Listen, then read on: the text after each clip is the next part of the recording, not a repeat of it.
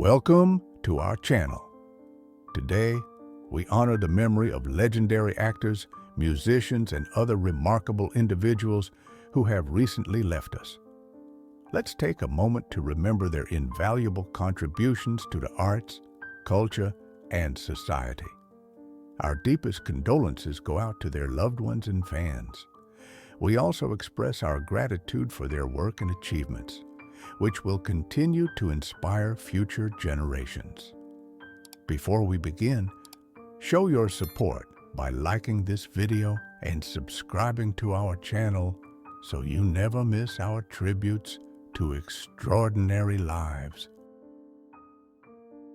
Loris Abate passed away on March 26th, a distinguished Italian jewelry designer and successful businessman who left an indelible mark on the world of fashion and art.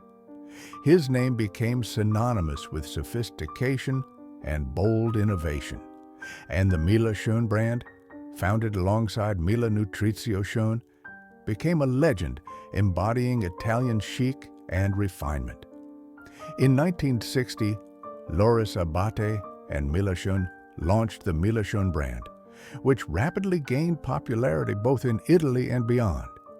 Thanks to his unconventional vision and deep sense of beauty, the brand not only set new standards in jewelry design, but also influenced contemporary fashion. His collections were distinguished by bold design solutions and a delicate blend of traditional craftsmanship with innovative approaches, which repeatedly became the subject of discussion on international runways and in prestigious publications. In 1978, he continued his creative journey by launching Schön, a company specializing in the production of fabrics, ties, and scarves, allowing him to expand his sphere of influence and demonstrate the versatility of his talent. An equally significant milestone was his tenure as president of the National Chamber of Italian Fashion from 1985 to 1991, during which he used his authority and experience to help shape the future of the Italian fashion industry. Loris Abate was born in 1928 in the historic city of Mantua, the heart of Italian culture and traditions. His childhood was spent in a family of artisans. His father, a talented jeweler from Sicily, and his mother, who possessed exquisite taste and a keen sense of beauty, instilled in him a love for art and craftsmanship.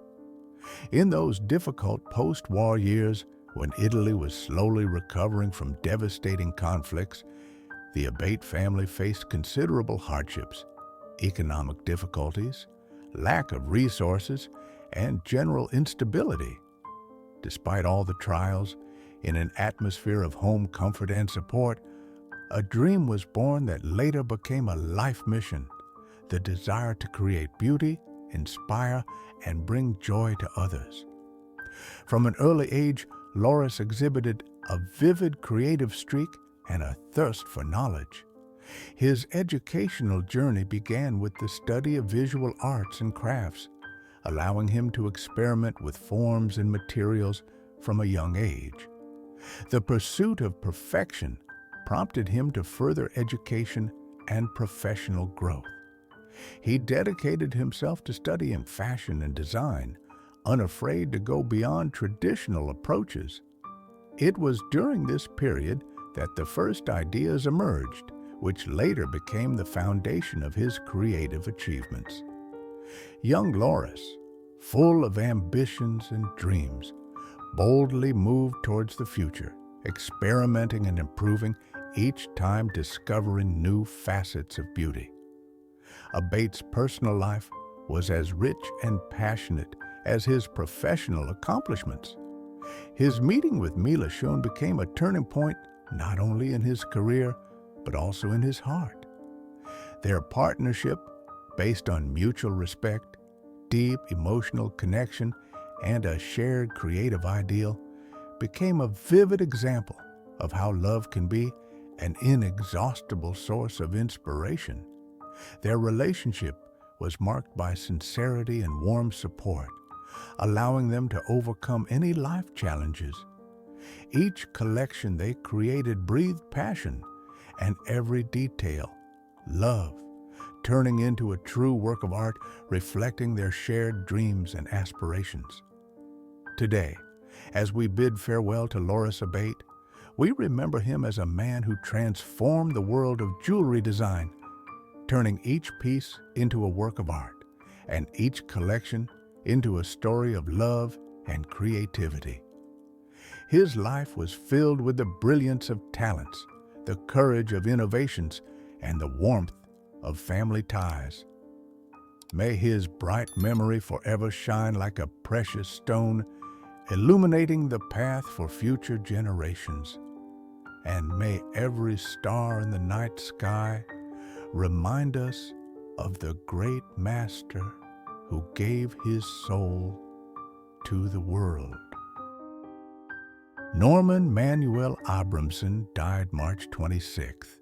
Norman Manuel Abramson was an American electrical engineer and computer scientist known for developing AlohaNet, the first packet-switched wireless network, which laid the foundation for modern wireless communications. Born in Boston, Massachusetts, Abramson was the son of Edward, a Lithuanian-born commercial photographer, and Esther, originally from Ukraine. He demonstrated an early aptitude for mathematics and science, leading him to pursue higher education in these fields. He earned a Bachelor of Arts in Physics from Harvard University in 1953, a Master of Arts from UCLA in 1955, and a PhD in Electrical Engineering from Stanford University in 1958. AlohaNet Development, 1971. While at the University of Hawaii, Abramson, alongside colleague Franklin Kuo, developed AlohaNet. This pioneering system allowed computers to communicate wirelessly via radio waves, influencing technologies such as Ethernet, Wi-Fi, and cellular networks. Academic contributions.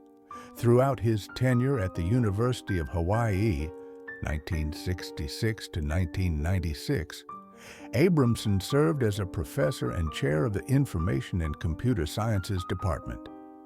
His research spanned radar signal characteristics, frequency modulation, digital communication channels, error correction codes, pattern recognition, and machine learning.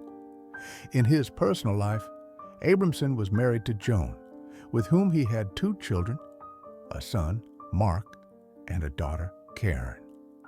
He had a profound appreciation for music, particularly salsa, which he enjoyed throughout his life.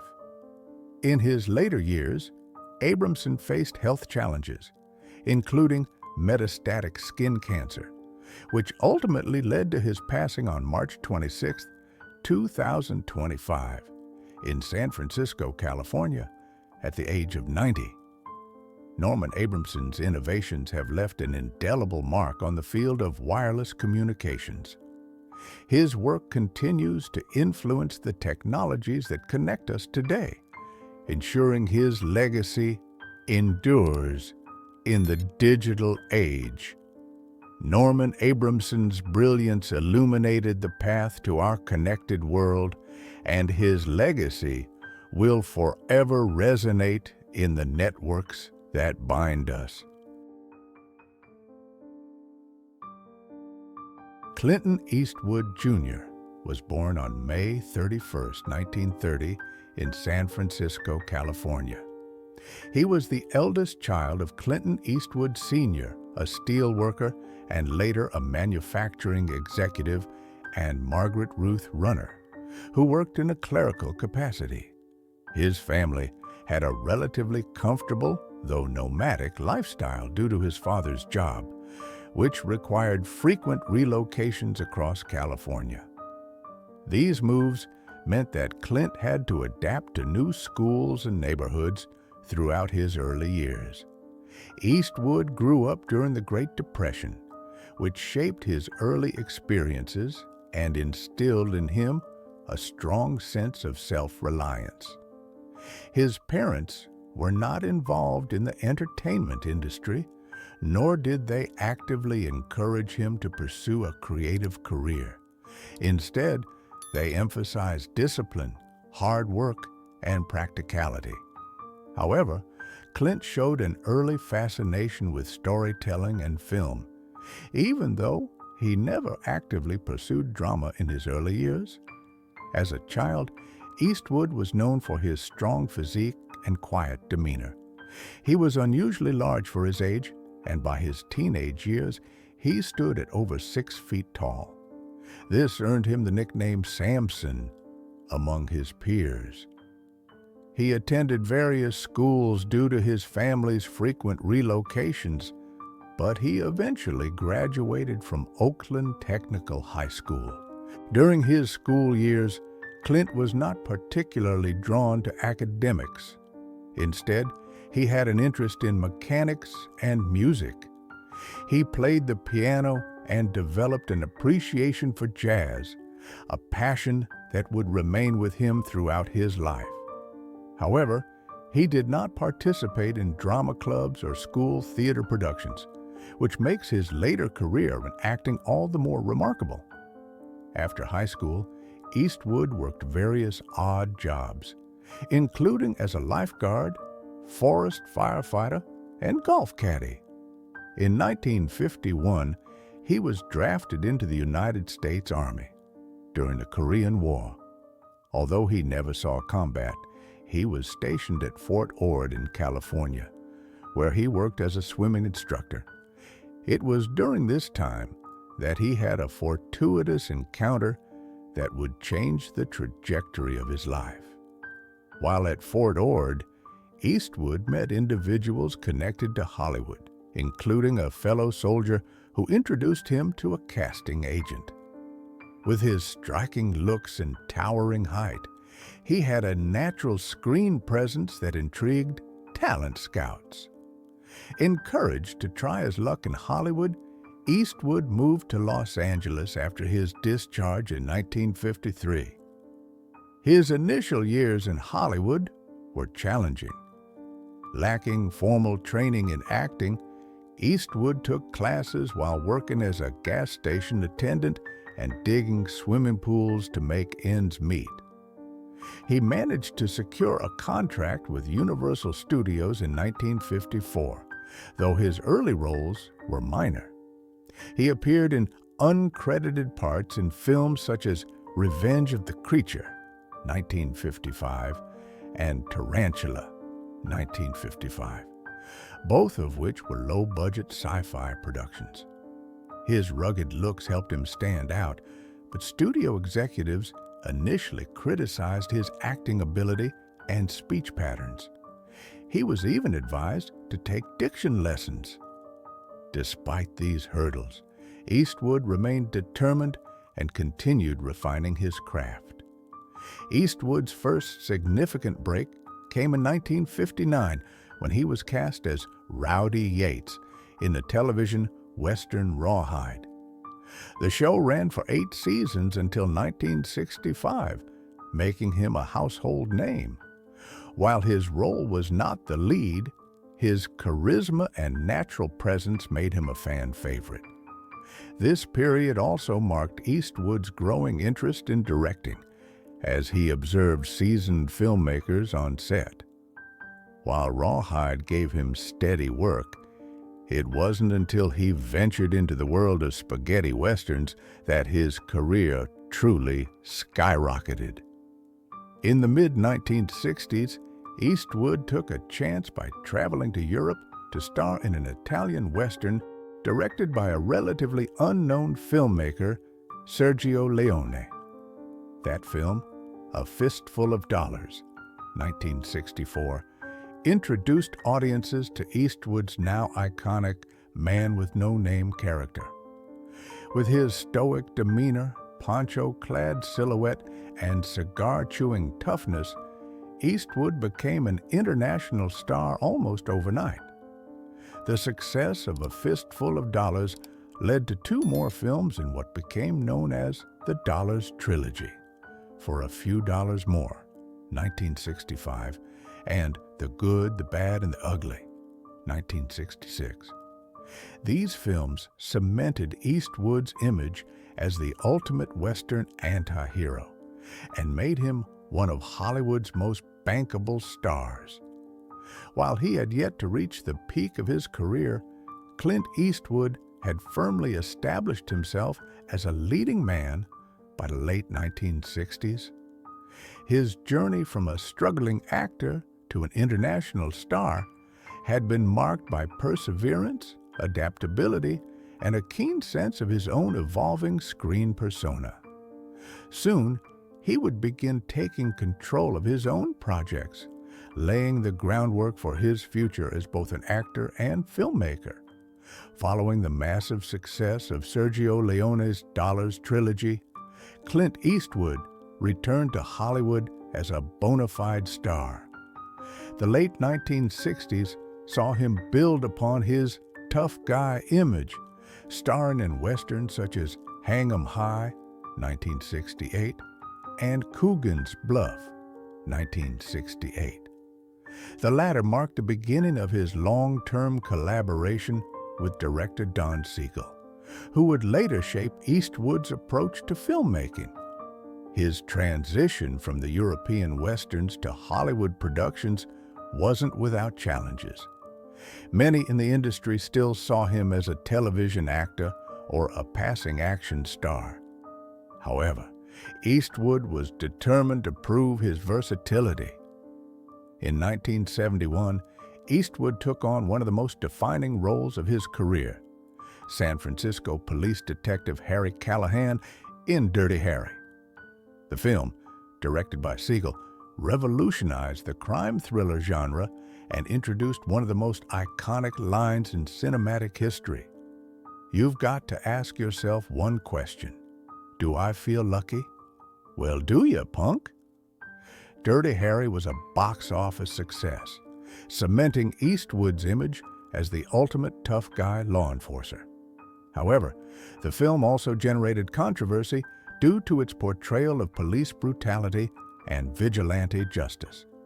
Despite criticism, Eastwood reprised the role in 4 sequels: Magnum Force, 1973, The Enforcer, 1976, Sudden Impact, 1983, and The Dead Pool, 1988.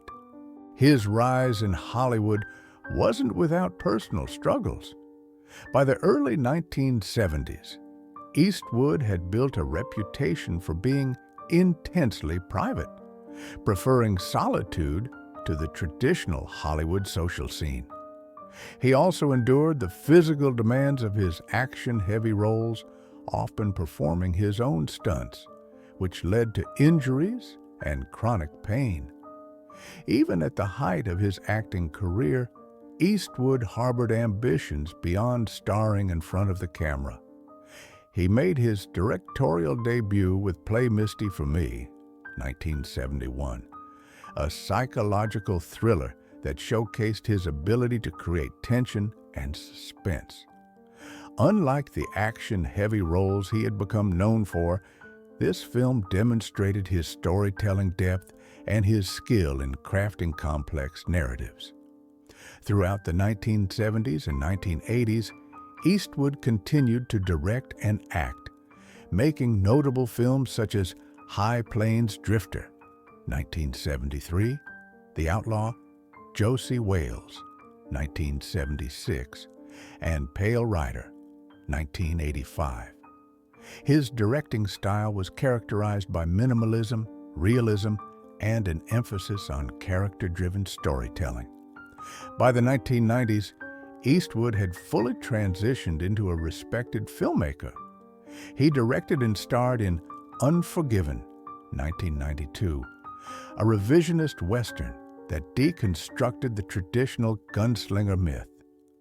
The film won 4 Academy Awards, including Best Picture and Best Director solidifying Eastwood's status as one of Hollywood's greatest filmmakers. Despite his professional success, Eastwood faced several personal and physical struggles throughout his career. Years of performing physically demanding roles took a toll on his body. He suffered from back pain, broken ribs, and knee injuries due to stunt work. Rather than relying on painkillers, he turned to alternative methods such as acupuncture, swimming, and a strict fitness regimen to maintain his health. Psychologically, Eastwood endured immense stress due to the pressures of Hollywood. His dedication to his work sometimes led to emotional exhaustion. In interviews, he has admitted to experiencing periods of loneliness and frustration, particularly in the late 1970s when he faced critical backlash for some of his projects. However, he remained steadfast in his work ethic, focusing on continuous growth as an artist. Eastwood's personal life was marked by complexity and turbulence. He was married to Maggie Johnson from 1953 to 1984, though he had numerous extramarital affairs. His romantic relationships with actresses such as Sandra Locke, Frances Fisher, and later Dina Ruiz were often scrutinized by the media. His long-term relationship with Sandra Locke in particular became one of the most talked about aspects of his personal life. They were together for over a decade, but their breakup was contentious, leading to a highly publicized legal battle. The stress of personal conflicts, combined with his work obligations, created additional emotional burdens for Eastwood. Despite these personal struggles, Eastwood remained resilient. He focused on fatherhood. He has multiple children from different relationships and maintained strong bonds with several of them. Beyond acting and directing, Eastwood made significant contributions to television and the entertainment industry at large. He founded Malpaso Productions, his own film production company, which gave him creative control over his projects. This autonomy allowed him to pursue passion projects without interference from major studios. His success extended beyond film into music and television. An accomplished pianist, Eastwood composed scores for some of his films, including Mystic River, 2003, and $1 Million Baby, 2004. He also occasionally appeared on television, lending his voice and presence to various projects. Even as he aged, Eastwood refused to slow down. In the 2000s, he delivered some of his finest work, including $1 Million Baby, 2004, which won him another Academy Award for Best Director. He continued directing critically acclaimed films such as Gran Torino, 2008, American Sniper, 2014, and Richard Jewell, 2019. His ability to evolve with time and tell meaningful, character-driven stories has ensured his relevance in Hollywood for over 6 decades. Clint Eastwood's journey from unknown actor to Hollywood legend is a testament to resilience, hard work, and tireless passion. He overcame industry skepticism, physical challenges, personal problems, and criticism to become one of the most respected figures in film history. His dedication to his craft, both in front of and behind the camera, continues to inspire aspiring directors and actors. Eastwood's story is not just a story of fame and fortune, it is a lesson in perseverance, proving that obstacles can be overcome through determination, self-belief, and constant growth. In his 90s, Clint Eastwood was active, proving that passion and discipline can sustain a career spanning generations. His impact on the film industry is immeasurable, and his story serves as an inspiration to all who dream of achieving greatness no matter what.